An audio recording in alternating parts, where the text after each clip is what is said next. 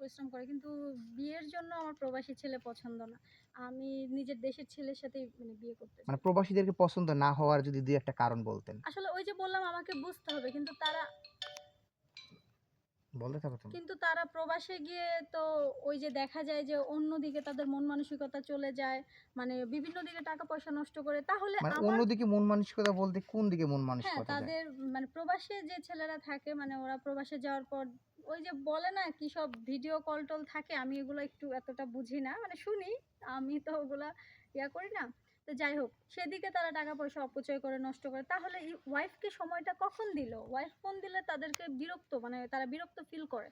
ও মানে আপনি কি বলতে চাচ্ছেন প্রবাসীদের মানে চরিত্রের সমস্যাটা কি? না, সব প্রবাসীদের চরিত্রে সমস্যা নাই। কিছু প্রবাসী আছে যাদের জন্য সবারই মানে মানে ইয়াটা খারাপ হয়। আচ্ছা। এই মানে কারণেই। কিছু প্রবাসীদের জন্য সমস্ত প্রবাসীদের দুর্নাম হয়, তাই তো? হ্যাঁ, আমি তো চাচ্ছি আমার যার সঙ্গে বিয়ে হবে সে দেশে থাকবে, দেশে ভালো একটা জব করবে এবং আমাকে নিয়ে সবসময় থাকবে। আর প্রবাসী ছেলে বিয়ে করলে তো ওই তো আবার চলে যাবে প্রবাসে। তাহলে আর আমার কি লাভ হলো বিয়ে করে? আচ্ছা। দেখা যাচ্ছে হচ্ছে আমাদের যেহেতু প্রবাসী বিয়ে করতে চাচ্ছেন না আপনি, হ্যাঁ? হুম। দেখা যাচ্ছে আমাদের দেশের ছেলে অনেক প্রবাসে গেছে, প্রবাস থেকে আবার দেশে ফিরেছে। তো এরকম ছেলে বিয়ে করবেন ওই কিনা? দেশের ছেলেরাই তো প্রবাসে গিয়ে প্রবাসী হয়ে যাচ্ছে। না আমি এরকম মানে বিদেশ ফেরত কোনো ছেলেকেই বিয়ে করব না। আমি একদম ন্যাচারালি আর নিজের দেশে লেখাপড়া করে বড় হইছে, ইভেন এখানে জব করতেছে, এরকম একজন পারসন আমার দরকার। আচ্ছা।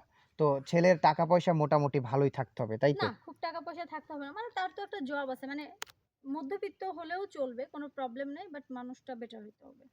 আচ্ছা।